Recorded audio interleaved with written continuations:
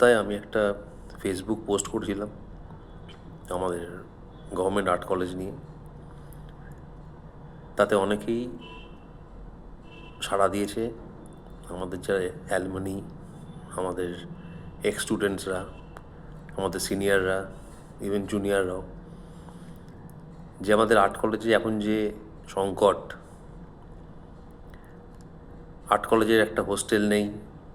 আমাদের দূর দূর প্রান্ত থেকে যারা আর্ট কলেজে শিখতে আসছে তাদের কলকাতায় কোনো থাকার জায়গা নেই সেভাবে। এই সমস্যায় আমাদের কলেজের যারা এক্সিস্টিং স্টাফস, ইভেন প্রিন্সিপালও, কেউ তাতে কোনো গুরুত্ব দিচ্ছে না। একটা এত বড় প্রতিষ্ঠান, তাতে এই শিক্ষা ব্যবস্থার যে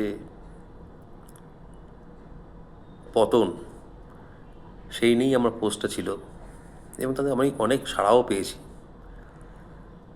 এবং সেই নিয়ে আমাদের আগামী শনিবার একটা বৈঠক আছে। আমাদের অনেক সিনিয়ররা সেই বৈঠকে থাকছেন। অনিরুদ্ধদা আমাকে পরশু ফোন করে জানালেন যে এরকম একটা আমরা বসতে যাচ্ছি, সবাই যদি আসো তোমরা। তা আমরা সবাই আসছি, এসে আমরা বসবো। কারণ শুধু ফেসবুক আন্দোলন করে বা সোশ্যাল মিডিয়া আন্দোলন করে এটার কোনো সমস্যার সমাধান হবে না। এটার অনেক প্র্যাকটিক্যাল দিক আছে, প্র্যাকটিক্যালি আমাদের ভাবতে হবে। এটা নিয়ে আমাদের সরকারের কাছে অ্যাপ্রোচ করতে হবে। তার যে প্রসেস, যে পদ্ধতি আছে, সেই পদ্ধতি ওয়াইজ আমাদের এগোতে হবে। এবং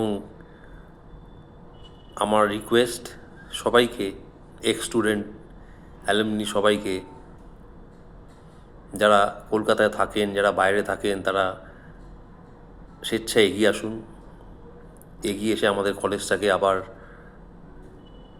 স্বমহিমায় ফিরিয়ে নিয়ে আসুন, বাঁচান।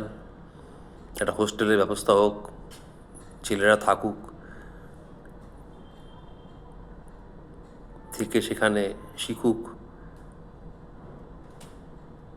সেটা একটা আন্দোলনের মাধ্যমেই হয়, সব কিছুই একটা আন্দোলনের মাধ্যমে হয়। সচরাচর খুব ইজিলি কেউ কিছু পায় না। তাই আমার রিকোয়েস্ট, এই শনিবার আমরা গভর্নমেন্ট আর্ট কলেজে মিট করছি।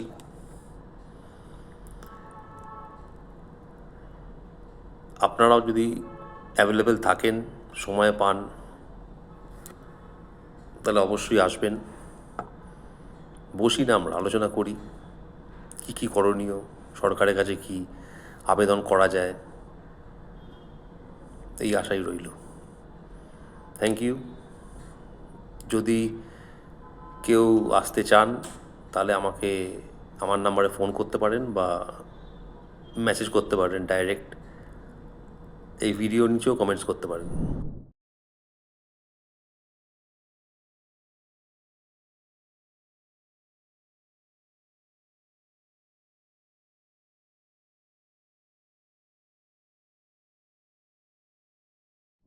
কিছু অ্যাড অন করলাম। অনেকেই সেদিনকে আমার পোস্টে কমেন্টস করেছেন। যেমন দীপঙ্কর সরকার লিখেছেন, 10-12 বছর আগে কলেজে এসে যে পরিবেশ তিনি দেখেছিলেন, আজ সেটা অনেক বদলে গেছে। তিনি নিজের অভিজ্ঞতা থেকে বলেছেন একটা হোস্টেল থাকলে ছাত্রছাত্রীদের কত বড় উপকার হতো। তারপর দেবব্রত ঘোষদা আরও পেছনের কথা মনে করিয়ে দিয়েছেন। তিনি বলেছেন, যেমন 70-এর দশক থেকেই দূর দূরান্ত থেকে ছাত্রছাত্রীরা এসে কত কষ্ট করে এখানে পড়াশোনা করেছে। আর তিনি একটা গুরুত্বপূর্ণ কথাও বলেছেন, সরকারের কাছে আবার আবেদন নতুন করে হোস্টেলের দাবি তুলতে হবে। আচ্ছা, রানা রামমোহন রায় সরাসরি বলেছেন, আসুন সবাই মিলে আলোচনা করে সরকারের কাছে একটা জায়গার জন্য আবেদন করি। আমার মনে হয় এটাই আজকের সবথেকে প্রয়োজনীয় কথা। শুধু অভিযোগ নয়, সমাধানের পথ খোঁজা। অমিত চক্রবর্তী দা একটা কঠিন সত্যি কথা বলেছেন। তিনি বলেছেন সবাই সমস্যার কথা জানে, কিন্তু সামনাসামনি এসে কথা বলতে চায় না। আর্ট কলেজের অনেক সমস্যাই আড্ডায় থাকে, ফেসবুকে থাকে, কিন্তু বাস্তবে উদ্যোগের জায়গায় আমরা অনেক সময় পিছিয়ে যাই। সুব্রত সান্যালদা 1992 সালের আন্দোলনের কথা মনে করিয়ে দিয়েছেন। তখন ছাত্ররা শিক্ষামন্ত্রীর কাছে গিয়েছিল, আর উত্তরে শুনতে হয়েছিল আর্ট কলেজ বলে যে কিছু প্রতিষ্ঠান আছে সেটাই তারা জানতো না। শুনতে অবিশ্বাস্য লাগলেও এই কথাটা আমাদের অবস্থার একটি নির্মম বাস্তবতা তুলে ধরে। আচ্ছা, অনিরুদ্ধ দা একটা খুব গুরুত্বপূর্ণ তথ্য দিয়েছেন। তিনি জানিয়েছেন 2021 সাল থেকেই অ্যালুমনি অ্যাসোসিয়েশন হোস্টেল এবং ইন্ডিয়ান পেন্টিং ডিপার্টমেন্ট নিয়ে বিভিন্ন জায়গায় সরকারের কাছে দরবার করেছে, কিন্তু যথেষ্ট সাড়া পাওয়া যায়নি। তবে তিনি এটাও বলেছেন যে নতুন শিক্ষামন্ত্রীর কাছে এই বিষয়গুলো নিয়ে আবার যাওয়া হতে পারে। এই কথাটা আসার কথা। কল্যাণ মুখার্জিদা বলেছেন প্রতিবাদ হয়েছে, চেষ্টা হয়েছে, কিন্তু এখনও কোনো ফল পাওয়া যায়নি। তবু তিনি আশাবাদী, আমিও আশাবাদী।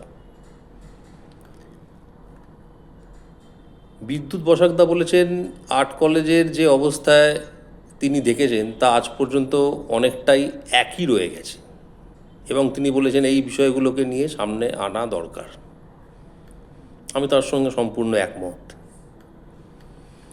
আর একটা মন্তব্য বিশেষভাবে উল্লেখ করতেই হবে। আমাদের যিনি প্রফেসর ছিলেন সুমিমরন্দু বিকাশ সিনহা লিখেছেন, হোস্টেলের জন্য জমি বরাদ্দের বিষয়টা শুধু আবেগ দিয়ে হবে না, এর জন্য প্রশাসনিক উদ্যোগ দরকার, সরকারের সদিচ্ছা দরকার, ইউজিসির নিয়ম মেনে পরিকল্পনা দরকার। এই মন্তব্যটা খুবই বাস্তবধর্মী অ্যান্ড ভেরি ইম্পর্ট্যান্ট, কারণ সমস্যার সমাধান চাইলে আবেগের পাশাপাশি বাস্তব পথও খুঁজতে হবে। সন্দীপ বাজপেয়ী দা লিখেছেন তিনি চান আর্ট কলেজের হোস্টেল ফিরে আসুক, আর কলেজ আবার তার হারানো গৌরব ফিরে পাক। তিনি একজন হোস্টেলের ছাত্রও ছিলেন এবং খুব ট্যালেন্টেড একজন স্টুডেন্ট। আমরা আমাদের ছাত্রকালীন অবস্থায় দেখেছি, দারুণ শিল্পী। এবং এনার সাথে আমিও সেই স্বপ্নটাই দেখি যে একটা হোস্টেল হোক।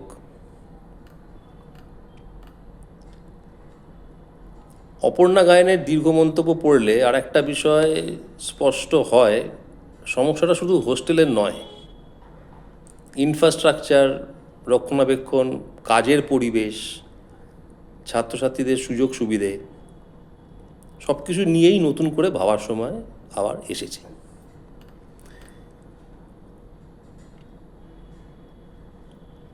তাই বন্ধুরা, এই ভিডিওটা কোনো অভিযোগের ভিডিও নয়, এটা একটা আমন্ত্রণ, একটা আলোচনার আমন্ত্রণ। আসুন, এসো, কথা বলি এই শনিবার যদি সময় হয়। হোস্টেলের সমস্যা নিয়ে, ছাত্রছাত্রীদের সমস্যা নিয়ে, টিচারের সমস্যা নিয়ে, ডিপার্টমেন্টে যে টিচার নেই, ইন্ডিয়ান পেন্টিংয়ে যে টিচার নেই সেই সমস্যা নিয়ে তার কি সমাধান করা যায় শুনবো। কারণ আমার বিশ্বাস ফেসবুক পোস্ট দিয়ে সব সমস্যার সমাধান হয় না। কিছু একটা পোস্ট অনেক মানুষের মনকে ছুঁয়ে যায়, কিন্তু সেটা পোস্টই থেকে যায়। তাই সবাইকে বলবো, আবার বলছি, চেষ্টা করুন, আসুন, এটাই সময়। This is the right time to approach to the government to do this for the sake of the student. Thank you.